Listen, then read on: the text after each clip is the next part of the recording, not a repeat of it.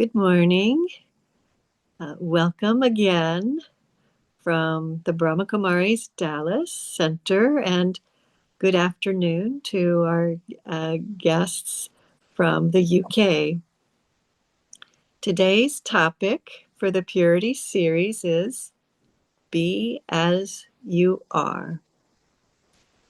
Our guest speaker, Mike George, is the author of 16 books, a management tutor, and spiritual coach. Mike brings together three key strands of the 21st century: self-awareness, emotional spiritual intelligence, and continuous unlearning. For the last 30 years, he has been guiding and facilitating the executive development of leaders in companies and communities in over 30 countries. Mike's corporate clients have included Mitsubishi, Siemens, Royal Bank of Scotland, Johnson & Johnson, Coca-Cola, American Express, and British Telecom. Welcome, Mike. And our moderator, Philippa Blackham, is a journalist and radio presenter, having worked for BBC Radio in the UK for many years, including 7 years as one of the voices of Woman's Hour. She is now the coordinator of a national project, 100 Women of Spirit, which recognizes the spiritual contribution to society made by women. She's an ordained interfaith minister and has studied Raja Yoga meditation with the Brahma Kumaris for more than 40 years. Thank you, and we look forward to this insightful dialogue. Thank you. Very, very warm welcome. Very, very warm and hearty welcome to Brother Mike. We are so happy that you have accepted our invitation, and so happy to see you. And we'll hear from you today all your secrets. Also, Sister Philippa, what a wonderful moderator that we have found that has spread fragrance of her specialty of being moderator in the world. So many conferences, so many dialogues. And so we are so fortunate to have you again today. Thank you, both of you. Thanks, Ranjan. Thank you. Thanks so much, Ranjan. And thank you, Linda, as well, for those lovely introductions. Gosh, Mike, I didn't realize it was 16 books already. You make me feel like a bit of a lightweight. You have been so productive over these last few years. Not possible, but you have permission this afternoon to give me a hard time on any of Okay, thank you. That's fantastic. So you and I have known each other since the early 1980s, and I find it intriguing that you've picked this topic, Be As You Are, which, by the way, I echo what Ranjan has just said, that it's lovely for you to be able to have joined us on this Dallas Purity series. We've been going for over 2 years, and we only now just have you on. I don't know if that's because you're hard to pin down, or whether we've not been able to catch up with you. But anyway, you're here now. And you've chosen this topic, Be As You Are, which I think is really intriguing, especially when I think back to the early 1980s when you were Mr. Doing. You always had a clipboard. You always had maybe 4 sides of A4 with things to do on it. you were rushing from one meeting to another, from one part of the country to another, and you were the backbone to A Million Minutes of Peace project, which was one of our most successful international projects ever. And you were tireless throughout those years. And yet here you are now very much in the mode of being. And I wonder if you could share with us what that journey has been like that you've been on, from so much doing to now very much less doing and more being. How's that been for you? How's that being for you? Yes. Good question. It's been a process, really. I think everybody goes through their own process who's fairly consistent in their spiritual endeavors and spiritual understanding and spiritual searching. And so it's been a very natural transition for me. I think one of the things that helps is the slight not disillusion with these projects, but to understand that any projects that we do are a form of projection.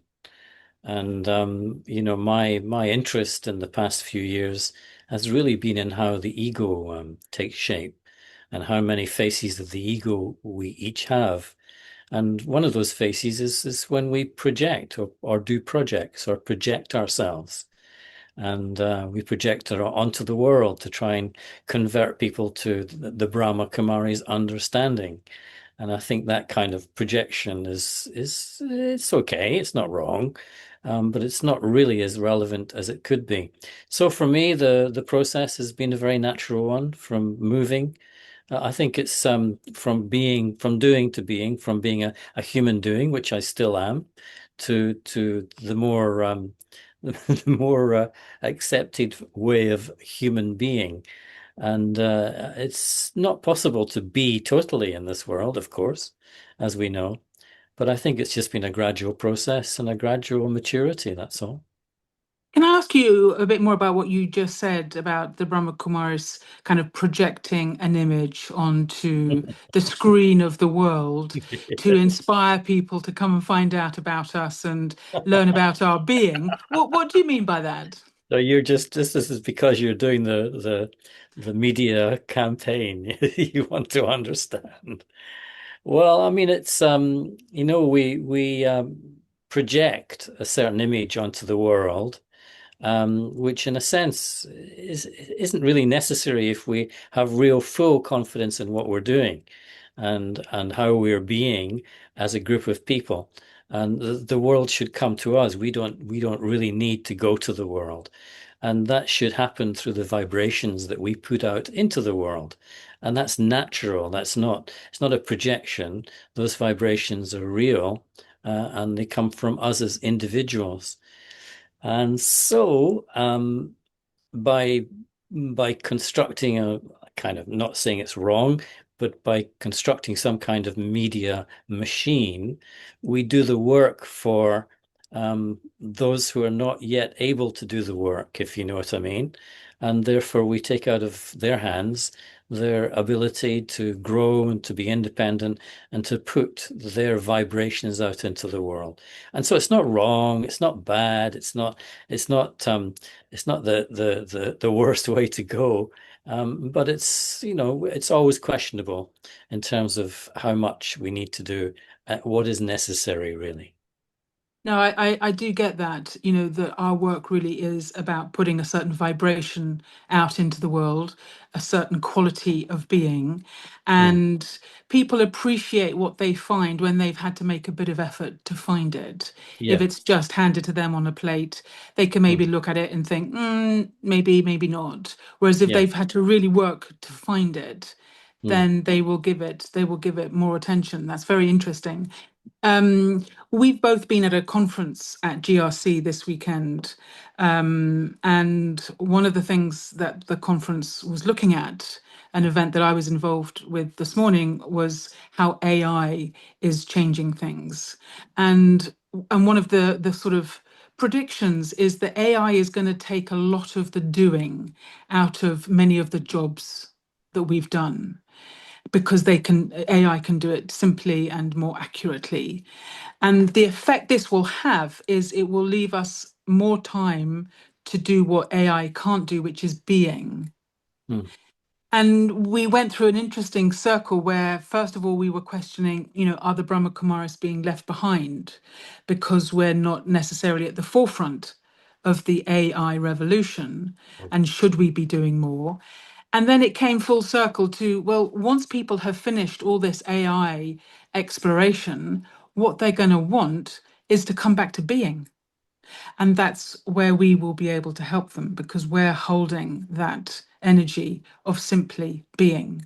Hmm. Is that a trajectory that you've been aware of as something that's been happening?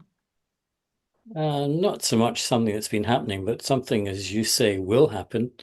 There'll be more people interested in themselves, but then there'll be just as many people, if not a greater number, who will not be able to handle the spaces in which they're learning to be. And that's not a bad thing either. That just means that, they have to look at themselves a little bit more.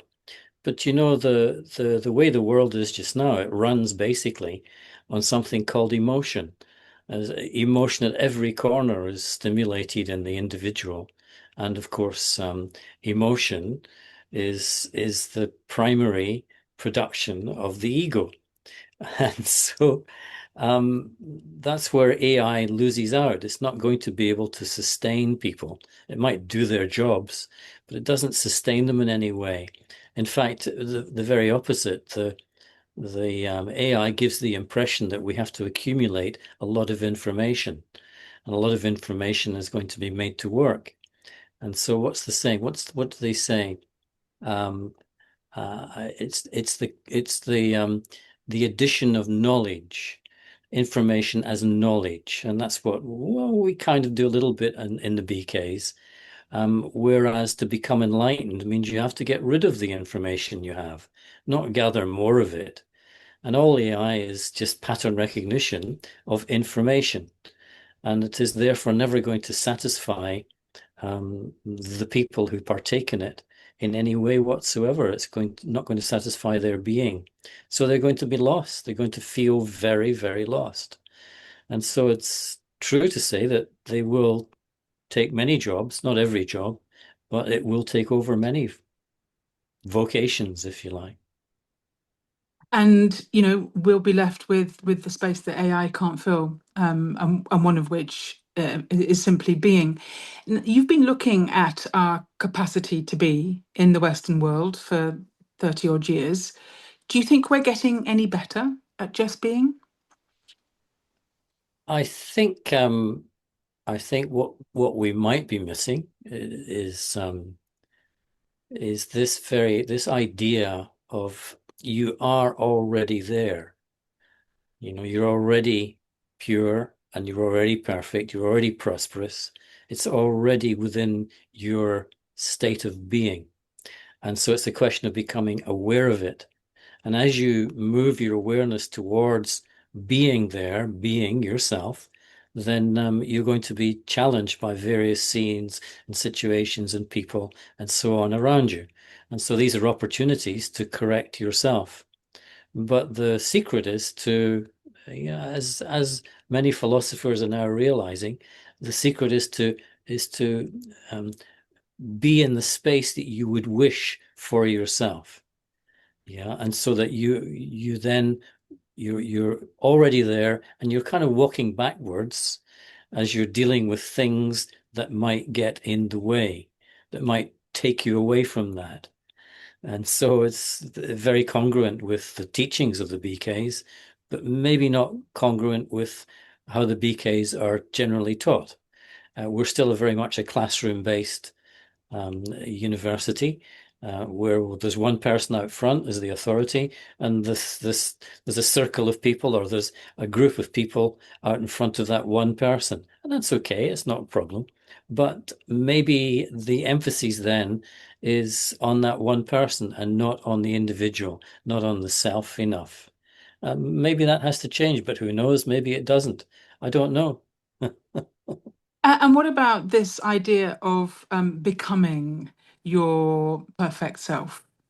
Because we have this phrase of making effort. and the effort involves conquering your weaknesses, the illusions that you hold about yourself, and stripping them away to reveal this, shining, deity-like form that is waiting for you to catch up with it, and you have to make effort to become like that. How does your philosophy fit with that? Well, it's like the title, as the title says, "Be as you are," which means it's a double meaning. Single meaning is just accept the way you are just now. Don't resist. In other words, try and not be in a state of resistance, which is what most people are in some way or other. And it also means to be as you are, as Baba says. You are a pure and prosperous and perfect individual, and that's your final awareness, but that is your awareness now, because there's no real time in consciousness. And so it's by being, be as you are that, and so be that. And then what will get in the way, what will come, will be many challenges, which will make you make effort. Baba says the drama will make you make effort in the end. You have no choice. And so let the drama show you what effort you have to make. And so you have to overcome certain challenges. Don't go looking for them. Don't go looking for them for what's not there. And so let it come to you. And then as you overcome many challenges on the way, then that's a much faster process than, oh my God, I've got to make effort. I've got to get myself right. I mustn't have that thought. I must have this thought. And so the tension that builds up inside the self through that effort making is not productive. I wouldn't say it's counterproductive, but it's not very productive. How do you speak to someone who doesn't like who they are? Well, you can't tell them you can't say, you have to like yourself more. There's this illusion that goes around within the world itself, is that you have to love yourself. And if you think about it, it's not possible to love yourself. I love myself. I and self. Now, which one is me? Is it the third? Is it me, or is it I, or is it self? And it's not necessary to love oneself. It's impossible to. But what you can do is be love. And so be as you are, be love. And it's only when you express love that you know that love comes from within and that you are love. It's like people say, you be more self-respect, live in your self-respect. And so the only way to strengthen your self-respect is to give it. And it's the same with love. It's the same with, any quality is to give it. And so when you give it, you know you are it. You have it to give. And therefore your self-respect will go up. But the more you give it away, the higher, the stronger it becomes within you. That's the principle anyway. And it's something that so many of us in the Western world struggle with, because which of us is happy with ourselves? On the material, physical level, there's so much emphasis on how we look and who's happy with how they look. Very few people. Look at what's happening with all the surgery that people are having to try and bring themselves to a place where they feel okay about themselves. We have it's an epidemic of kind of self-dissatisfaction. Mm. Mm. And here we are on a spiritual situation saying, none of that matters. It's the internal experience that matters. And that's quite a journey for some people to go on. Yeah, it is. It just depends on the individual. It is a journey. Mm. I mean, very often, one of the hot topics in the past 20 or 30 years has become trauma, the traumatic experience I had as a child, and it affects me later on in life, and it affects my whole life, in fact, in some way or other. And so I tend to position that as macro trauma. But there is something called micro trauma, and micro trauma takes place the moment you're born. Yeah, and it happens every day for you in your life until you encounter and decide that the spirituality is for me, and that is this trauma that is set up when someone teaches you you're a physical being, and they don't teach you your true self, which is a spiritual being. And as spiritual beings, we have already within us the perfect combination of qualities, of abilities, if you like. And so every day of our life, we experience some kind of trauma because we think we're what we see in the mirror. That's me. That is traumatic for a spiritual being inside. And therefore, it's going to take some, well, it doesn't take some convincing, but it takes a realization that I'm a spiritual being first, and this is just a costume through which I play many different roles. And so this is micro trauma, and means we've all been traumatized, and we're all dealing with what's in the way. You know the old saying, what's in the way is the way. And so what comes in your way is there to teach me something. There's something I can learn from it. And so I do that. And the more I do that, the easier it becomes, the lesser it becomes. You've answered very beautifully the question of, what to do when you don't like yourself. And you talked about you can't really say loving yourself, rather be love. What do you do when someone gives an indication that they think that you're not okay?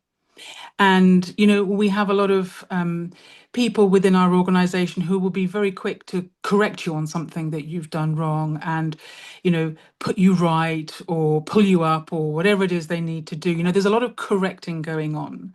And we can often internalize the message, I'm clearly not doing this right. That other people are giving me a signal that, I'm not okay and I need to change. How do you deal with criticism that comes from other people towards ourselves? Well, that takes a little bit of, when it happens, when they do say something, it takes a little bit of effort to not be dependent what other people are saying. In other words, one of the greatest challenges we all face is what's called public speaking about ourselves, other people speaking about ourselves, other people criticizing ourselves. And it's not a question of right or wrong, it's just a question of accuracy. There might be something correct in what they're saying. And so I accept it and I look at what they're telling me and I see how accurate that is for me. And if it is accurate, then do I have the humility to be able to accept it and move on? Or am I going to react to what they're saying? And if I'm reacting, there is emotional content, and therefore there is the ego at work in me. And so when I see all that, when I notice all that in my own consciousness, my dependency on others, my ability to respond with what we would call this peaceful, this calm, collected space towards them. When I begin to practice that, then it becomes more real for me. And so it's a question of how fast will it take before someone becomes aware that they are so easily influenced by the views of others, by public opinion of others. And then how fast can I be free of that? Regardless, Yeah, yeah, yeah, in regardless of any what they're saying. situation. Yeah. I wonder how this notion of be as you are comes into your relationship with the divine. Because for many people on a spiritual journey towards union with the divine, there's a feeling that, I will be more loved by the divine when I am more like the divine. And as I am, with all my Mm. flaws, it's going to be hard for the divine to love me or for me to be able to love the divine because I'm so flawed. How have you worked that through in your relationship with the divine? Well, the divine itself or himself or herself is a little bit like the guru. You know, if you walk into the company of the guru and you receive the darshan, then the vibrations, the frequency of the vibrations, they lift you up. They lift you into that aura, if you like, of them, and they show you that it's possible to live in that way. Of course, you come out and you come away and you come back to the world, and of course it drops down again, and so your vibration drops. And so it's the same with God. It's the same with the divine. Is that when you move into the light, the company of that light lifts your vibration up higher and higher. And the more it lifts you up, the less you have to say, I love you. The more natural it is. In fact, the divine would say itself, you don't need to love me. You are love. It is what you are. God is not an object to love. People are not objects to love. This is not an object to love. If you love is what you are, then you will be that. And so you have just, Baba says, the question of just being who you really are, and that is enough. But of course, there is a journey to be made. There are challenges to overcome in order to be truly who you are. Again, as he says, you are that. And so what you're saying here is the love from the divine isn't a reward that you earn by making yourself into something lovable.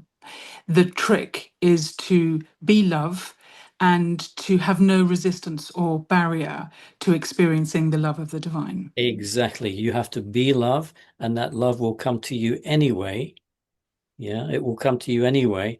But that's what will happen. It will come to you.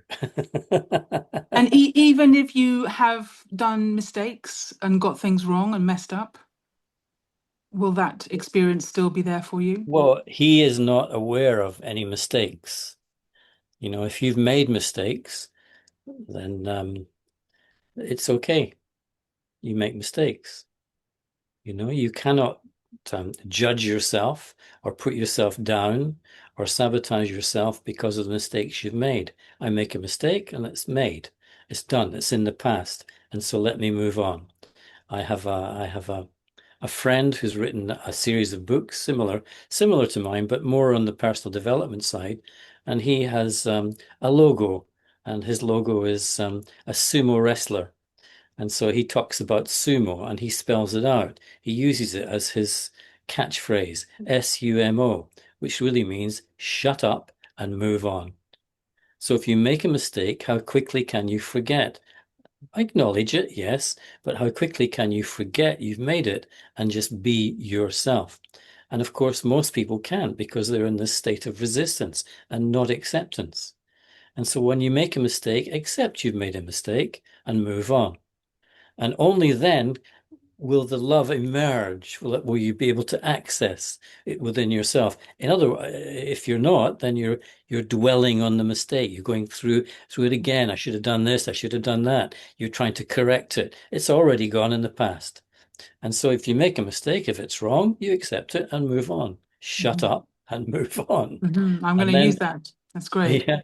And if you move towards the creator, towards the divine, who's already told you, you are just like me, you are divine. Yeah, you don't need to love me. Okay, there is that love you will have because of what he's done, that appreciation, which is love in action. You appreciate what he's saying, what he's doing, what his role, in fact. You appreciate that, but you're not dependent on it. You don't need you don't need to give your love to the one that is giving you the love that is purifying you in the process. Just accept it. Just accept and appreciate it. So that's where a lot of the work is removing the obstacles that inhibit our ability to drop into that experience of love. Yeah. And maybe that's a pattern of thinking from the past of I'm not worthy, I'm a sinner, I'm, can't be in the presence of such purity because I'm so lowly. There's a lot of Yeah. old thinking in Yeah. inhibiting us that we need to Yeah. overcome. That's right. And that's what's going to come up in the process on the journey, if there is such a thing as a journey there. Ultimately, there isn't, but on the if you like, on the progress that you make, on the process that you'd undertake for yourself, all those things will come up. So you have to deal with them, understand them, and realize that most of them come from body consciousness, from believing that I am this physical form. instead of just this light, this conscious being that is hovering above this physical form and is being, just being. And of course, we have to come into action, and we have to meet people who are of a lesser vibration, a sub vibration. And of course, we have to be able to cope with that. And that's part of our journey, is to be able to cope with it and not allow it to affect us, to affect me in the process. So you're questioning this word journey because it implies that I'm here and I need to get to over there. Yeah. Like, there's somewhere for me to go to that's different from where I am. Whereas what you're saying is just be where you are, Yeah. be as you are, Yeah. and you don't have to go anywhere. You're No, already that's it. there. You can't go anywhere. It's not possible. And it's defined by three things. Essentially, you are no one. In other words, we can't put a label on you. The being cannot be labeled. You have nothing. You cannot own anything. You can't possess anything. And you are going nowhere. You don't go anywhere. When you go to the beach in Spain, you take your body to the beach in Spain, perhaps, but you are still the same. So you have nothing, you have no one, you are no one, you have nothing, and you're going nowhere. I mean, these are the ultimate three realizations which you need in order to restore your awareness, and key word is awareness, of what you really are. And when that's restored, you don't need to think about it. It just becomes a part of your awareness. And this is our soul conscious state where, we can't take anything with us when we go. Anything label wise that we are now, that will just fall away. So, in that pure state of soul consciousness, absolutely, we're nothing, we're going nowhere. And, it's brilliant. It's so simple and it's brilliant. And yet it's very hard to really live that consciousness because we like to think that those things are going to make us happy, Yeah. and we're very slow to give up trying to get those things in our life, believing that they will make us happy. I wonder what you say to someone who is being who they are, being their true selves, Mm. when that is at odds with what people around them are saying they should be doing. That's not how you should be behaving. And you're saying, no, this is me being my true self. Yeah, that's okay. Well, they would realize that certainly I would realize if I was surrounded by the people who are saying, you should be doing this, you have to do that, you must do this, that they're trying to control. They're trying to control me. In other words, they've looked upon me and judged me that I shouldn't be doing that and I must be doing this. They're just trying to control. And so they can't. No one can control me. And if I am controlled, I have to look at the reason and understand how I allow myself to be controlled by others. And ultimately, I free myself from that. I just accept others as they are, as well as myself as they are. And so if they're doing that, I accept that they're trying to. And so, okay, I laugh and I smile and try and move on. And so if 20 years or 30 years or 40 years ago, I was easily influenced by that, by those people saying you must do this, you should do that, then today, oh, come on, you must be kidding. I'm thinking that. I'm not saying it. I'm thinking it. And so, or I might do what they would like or have said I should do. I might do a little bit just to keep them happy. But ultimately, in my consciousness, I am realizing I can't be controlled as well as I can't control anyone else. Yeah. You've become a real philosopher as you've gotten older. And I wonder if you believe in the kind of the threefold nature of human life, that you start out as the bachelor and then you become the householder, and then in later life your thoughts naturally turn towards the divine. Have you felt that happening in your life, that things have naturally fallen away and you've just been left with this experience that you have through meditation, and that's what matters to you most now? Not really. I mean, I was generally interested. I mean, unless it's happened organically underneath the surface. When 40 years ago I bumped into the understanding that the BKs have as an organization, and I've just gradually started making it my own, just like everybody else, I think. Of course, everybody does it in a different way. So you gradually make it your own. And so now I've arrived at a point, yes, you're probably right, where, most of the things that I used to do, that I used to see being done, wouldn't be relevant to my life today. But I wouldn't see that as a phase, or I just see that as a gradual process of maturity, if you like, to where I am at now. I wouldn't position it as the way you have done, gradually until the end, the last period, which are dedicated to your spiritual life. I mean, I've always been interested in what is the true way to see, the true way to be, the right way to be. Always been interested in that, in the spirituality of it all. That's Mm, always been there. But mm. maybe I've just methodologically, I've changed over the time of how I satisfy that interest, and maybe I don't have so much of an interest now because I've been through it. I don't know.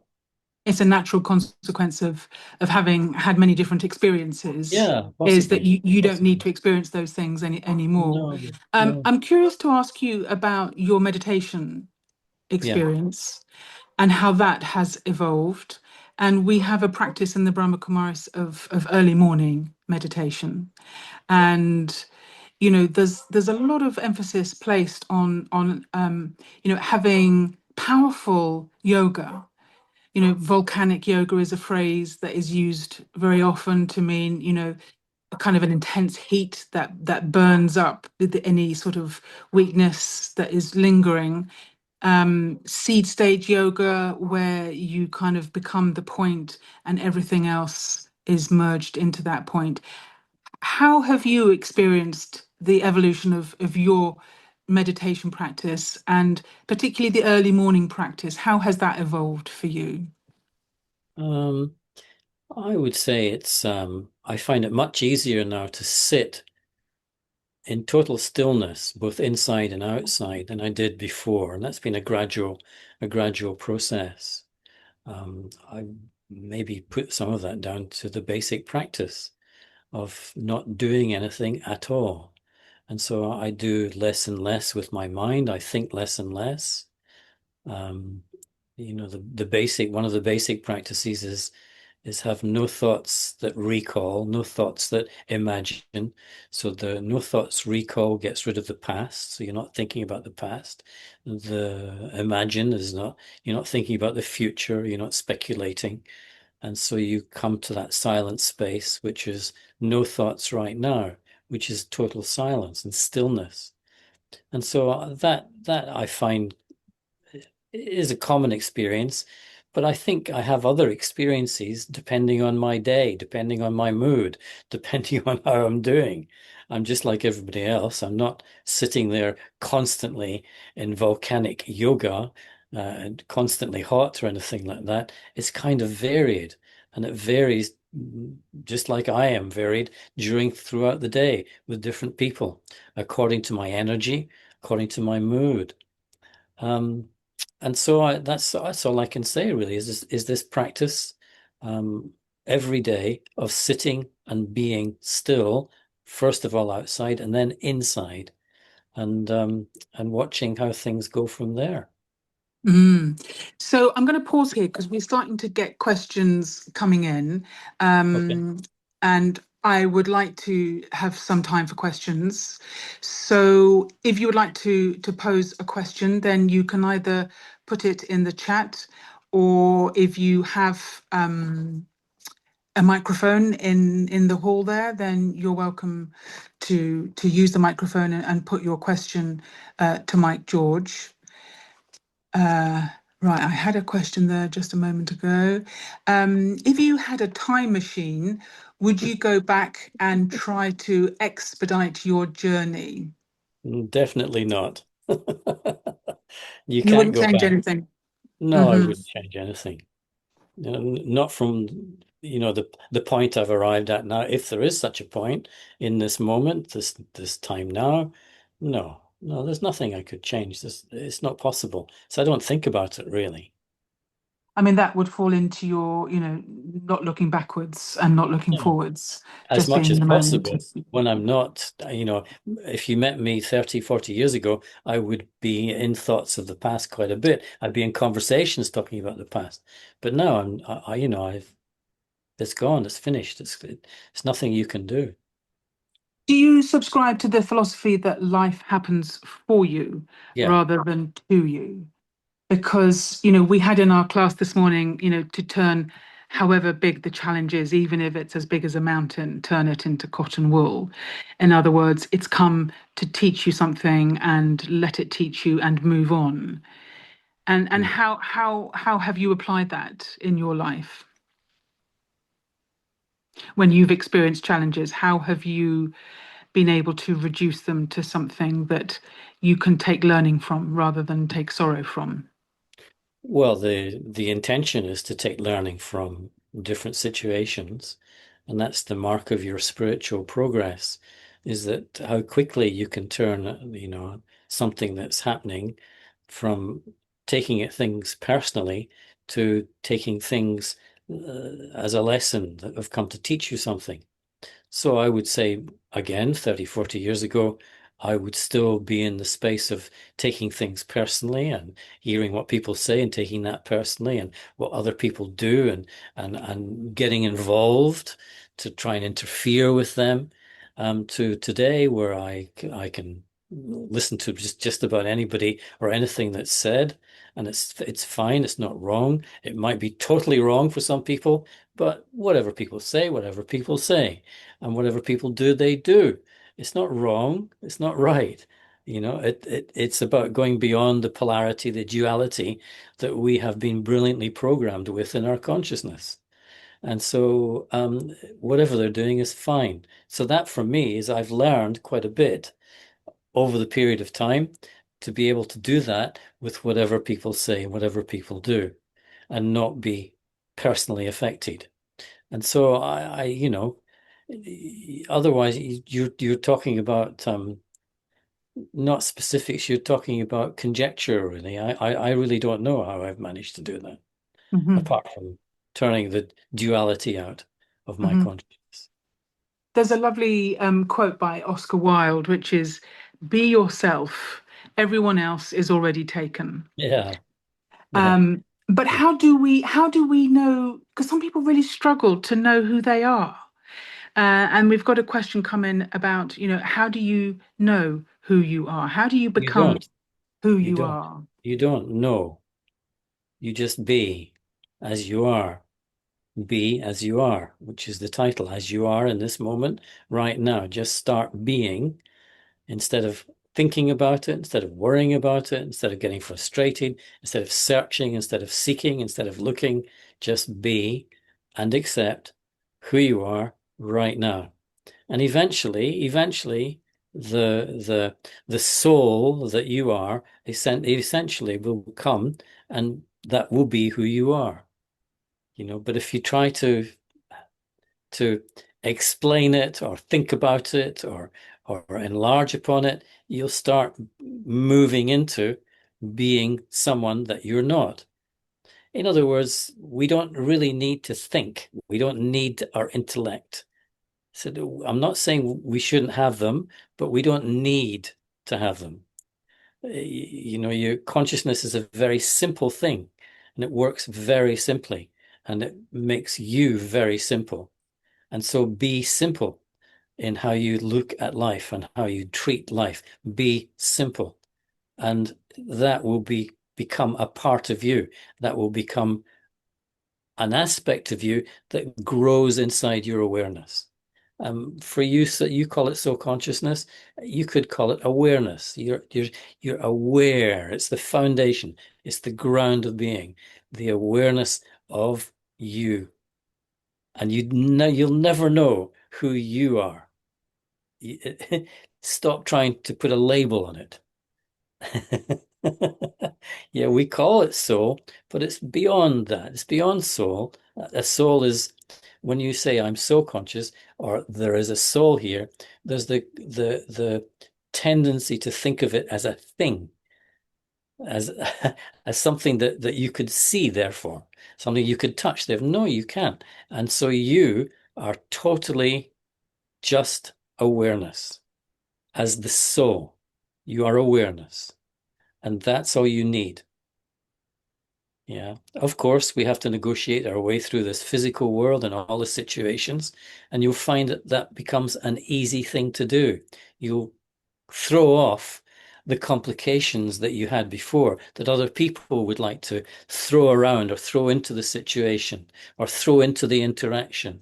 The complications just die away, basically, and you are remaining as the aware being in the gathering. You don't need to say anything, you don't need to think anything, you don't need to do anything. You need to just be.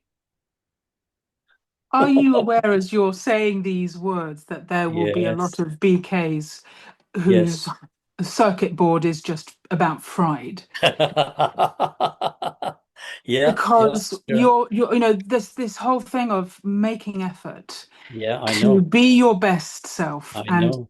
every morning, there's all these do's and don'ts and what to do and what not to do, and you're just stripping all that away and saying, don't put any labels on it, just have the state of awareness. We're getting some thumbs up here on Yes. my screen. I think Yeah. people are really appreciating this, Mm. permission to simply be. Be. That's it. No matter what is going on around you, what's happening, can I just be? If I can't just be, I have to look at what it is within myself that wants to interfere, wants to speak, wants to think about that, wants to do that. All these things are complicating the situation. So just be. The daddies were very good at this, if you notice, if you remember. Very good, especially Daddy Janky. She'd sit sometimes and she would just be, and she wouldn't feel the need. In other words, you're free of neediness in this consciousness. There's no more neediness. There's no need to think. There's no need to do. There's no need to say anything. It's just that's it. That's where I'm we're going. seeing, yeah, I'm seeing something that I've never seen before in the last 2 years, which is the screen is filling up with hearts and people clapping and thumbs up and balloons being set off. It's obviously really striking a chord with people. Oh, they're coming even more now.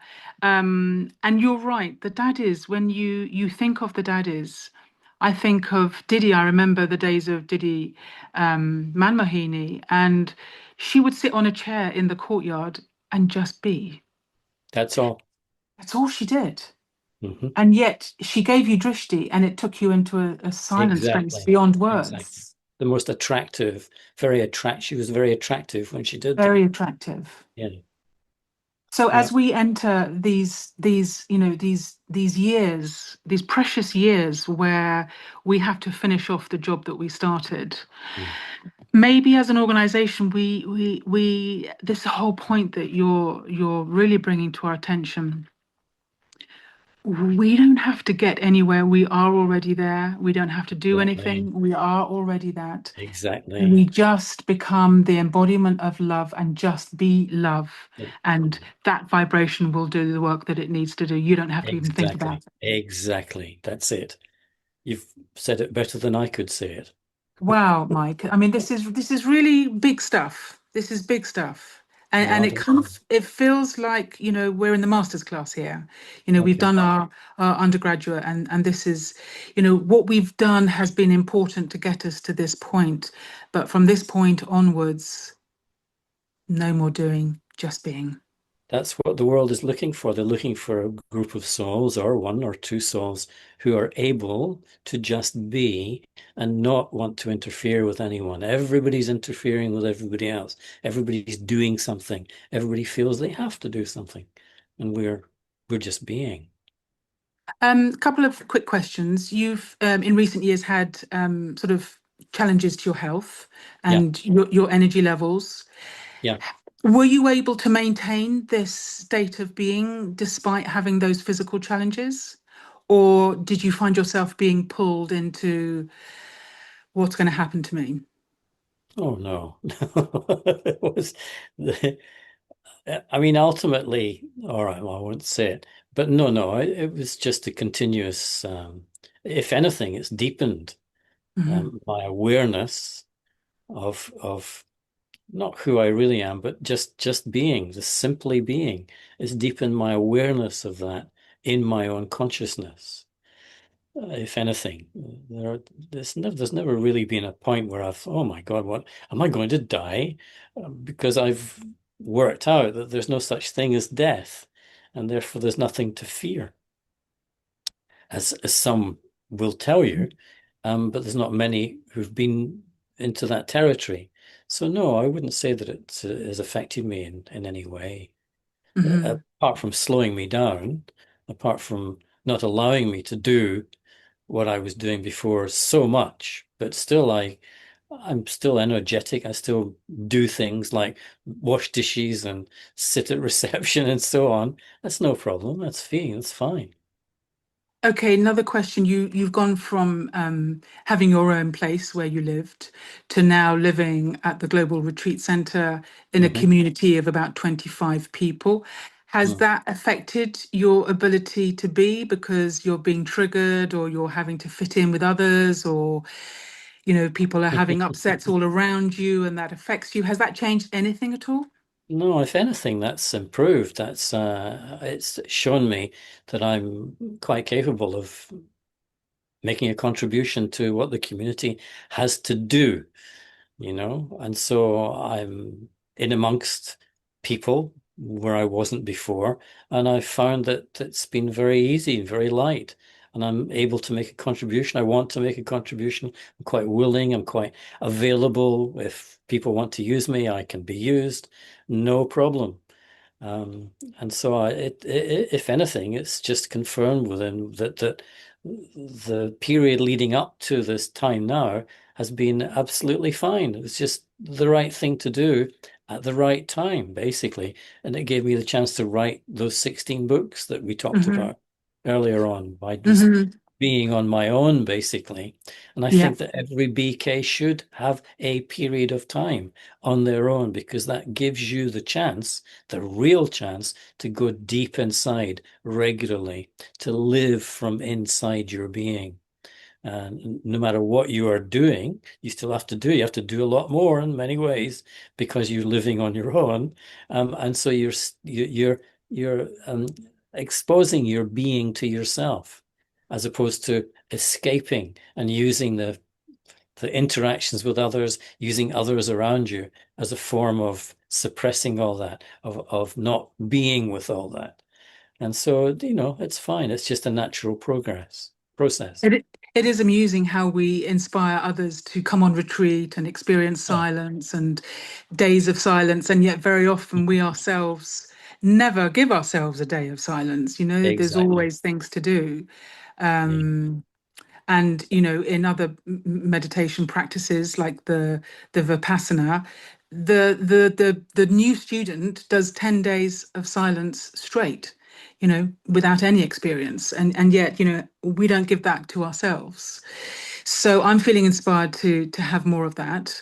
And I can see in your life now, I've seen you a couple of times over the weekend, and once you were drying up the dishes and washing the dishes, and the next time you were talking to a whole group of IT executives, 25 or 30 IT executives. So, very rare, very varied. And then the next minute Mm. you're on reception and you Mm. can maintain your same level of being no matter what it is you're doing. The Well, being doesn't I change. move into all these situations, and they're all tests, they're all challenges, and so the more I do it, the more consistent I become. Yeah, absolutely, no Yeah, problem. It yeah, is no just problem. it's just another scene, basically. Yeah. Yeah. Okay, are we allowed to give a little teaser for what your next book is going to be about? I think I told you this morning that the book was mainly going to be about you. You And did. the title of the book is How to Deal with Difficult People. No, I'm only kidding. I was joking. That was a joke because there is no such thing as people will know as BKs anyway, that there is no such thing as a difficult person. I mean, that's challenging in itself to make everybody undifficult. But that is the title, and I don't know when it's going to come out. I've 85% through it, and so it's just busyness here, many distractions here, stop me from sitting down and doing the difficult part, which is going through the whole thing, editing the whole thing again and again and again. Because when it comes to writing, I tend not to be a natural writer. I tend to go over things a lot before I'm happy with it. And of course, you get to the point where you just have to say to yourself, well, I can't make it more better or more perfect than what it is. So there you go. So who knows when that happens? Yeah. It's when you write the book, How to Deal with People Who Ask Awkward Questions, Yeah. that I'll start to get really worried. Yeah, that's true. Wow. Our time, Sister Mike, Philippa, is up. Yes, sorry, Sister Ranjan. Philippa, somebody has a question. Yes. You can raise Can you read it for me, Ranjan? He's not reading, he is raising hand. So. Oh, raising a hand. Okay. Who do we have here with a hand raised? Yeah, if you'd like to just unmute yourself and ask your question, that would be lovely.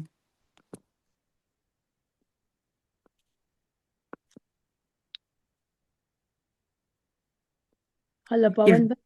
Is it Pavan Bhai? Yes, Om Shanti. My question, actually, I have two questions, but for the sake of audience, just wanted to ask this question, as many here in the call may not have the divine knowledge that divine himself shares through Brahma Kumari. So, asking this question, nowadays, like as a being operated in this era where there is a too much of identity crisis, where people look for various identity to be formed, because there is a recognition that they're chasing on, where you are at work or in the field of in parenting or many things, competition going on.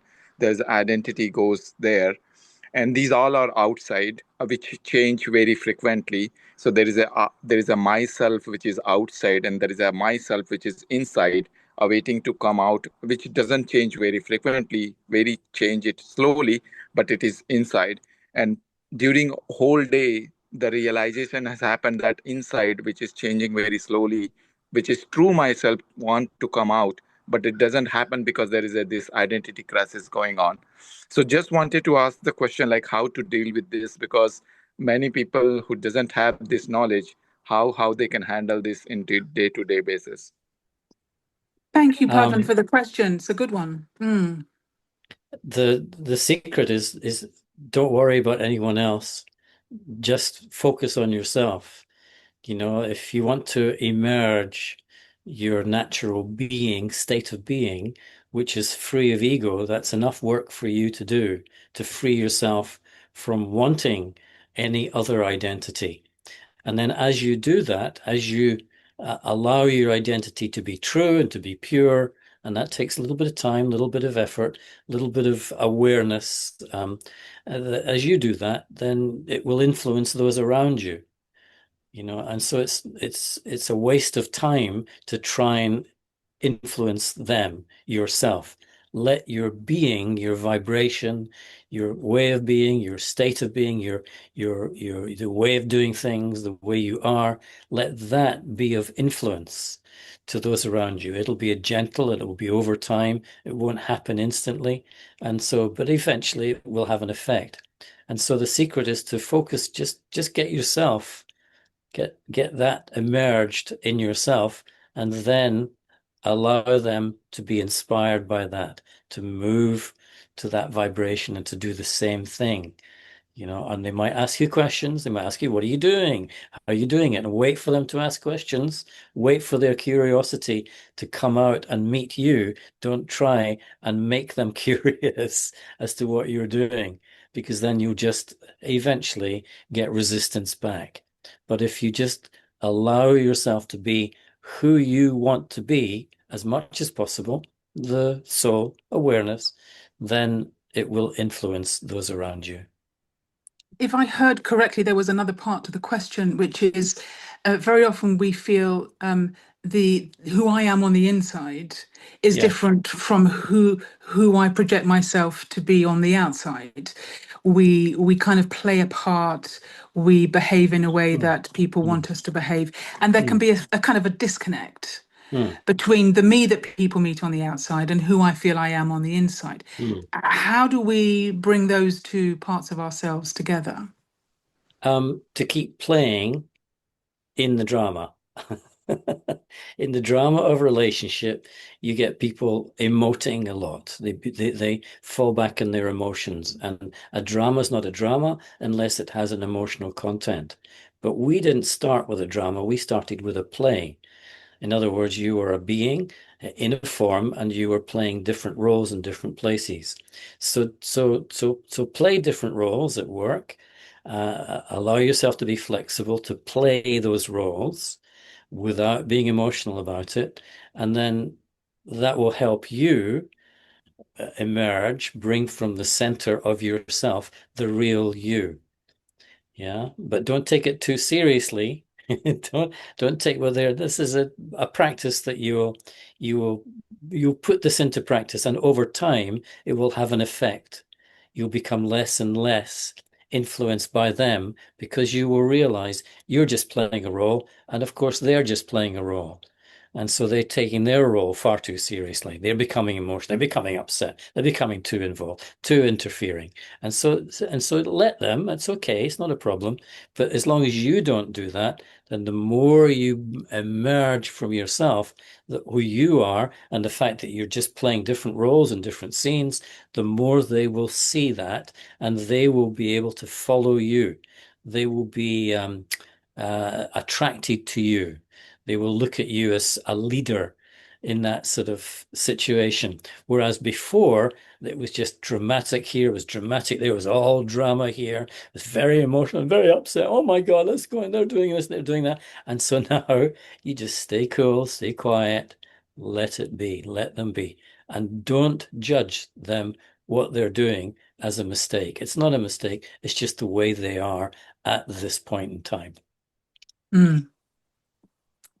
Lovely answer. And Pavan, thank you very much for that question. There's huge appreciation for everything you've shared with us this afternoon, Mike. I feel like we need a whole day workshop with you rather than just an hour, because these are crucial things for us to really be thinking about at this point in time. What is the best use of the time that we have, and what is it that we're focusing on? So I really hope Ranjan can inspire you to join us again on this series. Maybe we can have part two at a later date. But I'm aware that it's morning in Dallas and you've got a whole routine to keep to. So if we can bring this session to a close, and Mike, if I could ask you to just close us out with a few minutes of bringing us into that beautiful state of being that you've been talking about. Thank you so much. Okay, so a short meditation just to finish off. And for those of you who know me, I try to tend to keep meditations a little bit simple and not go into a lot of detail, certainly not go into a long story. So if you just relax your body wherever you are, and bring your awareness up from your feet to your legs, to your chest, to your face, and just if there's any tension or tightness, just let it go in your body at any place, any space. And then I would also recommend that you don't focus on the screen, because then it's so easy to judge things, to wonder why these things, why is that moving, and so on. But focus somewhere to the side or to the front and in the room on just one point. Just focus your eyes there. And then be aware of your breath, and just let your breath flow. The in-breath and the out-breath, a complete movement in your awareness. And then bring your awareness to yourself. And see if you can be aware of yourself being aware.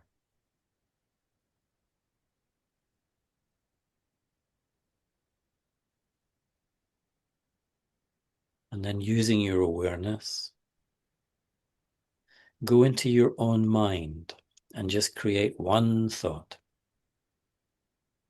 I am a being of peace.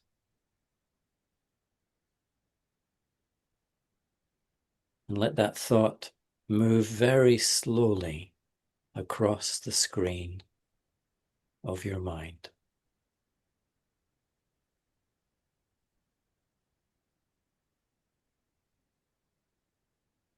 And then let it go. Let it dissolve into the background. But notice what remains. There's a feeling of peace. There's a feeling of calm, tranquility, of easiness.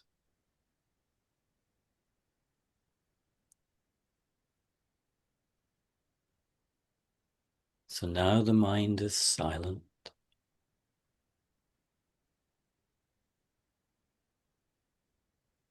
And there's a stillness, the very heart of your being.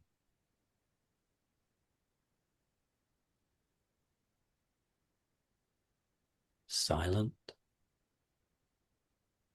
and still.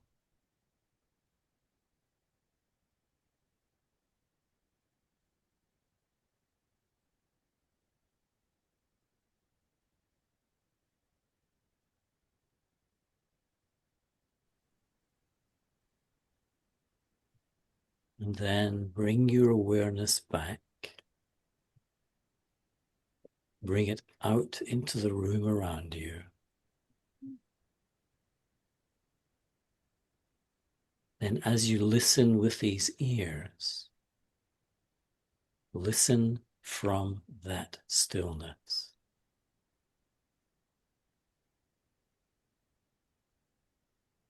As you look through these eyes, see from that stillness.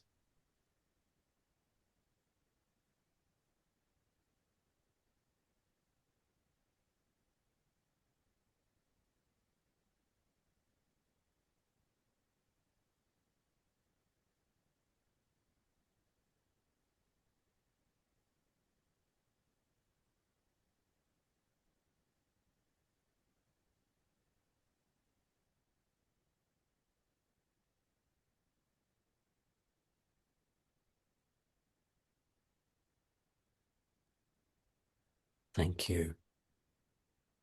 Thank you so much, Mike. Brother Mike, I am visualizing you being in Global House, being in meditation room, which we call Baba's room, and your office up there in the 4th floor, in workshops, seminars, lectures, talks.